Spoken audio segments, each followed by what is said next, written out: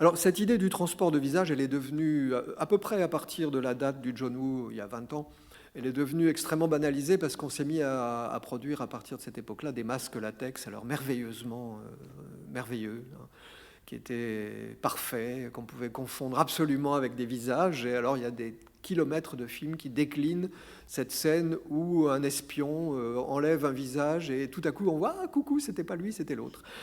Par exemple ici, voilà. Non, ça n'est pas Tom Cruise, c'est cet acteur dont je ne connais pas le nom, c'est le méchant en tout cas, hein, alors que Cruise c'est le bon. Ça c'est Mission Impossible 2, mais dans le 1 aussi, dans le 3, dans le 4, dans Mission Impossible 50. Voilà.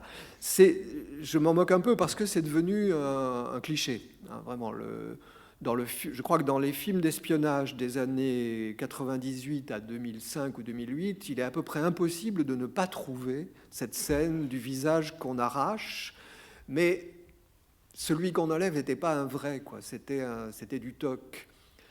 Alors, d'une certaine façon, ces scènes-là, elles disent la vérité du cinéma, puisque dans ce qu'on voit dans les autres, c'est pas du vrai non plus, c'est aussi du plastique ou du caoutchouc, hein.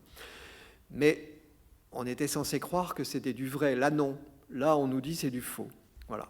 Donc, c'est la même idée de l'échange, de l'identité baladeuse, mais maintenant rendue praticable ad libitum, hein. On peut rêver en sortant de Mission Impossible d'avoir nous aussi la tête de Tom Cruise ou d'Humphrey Bogart ou de Donald Trump si on veut, après tout, hein, c'est pas interdit, ou des frères Bogdanov.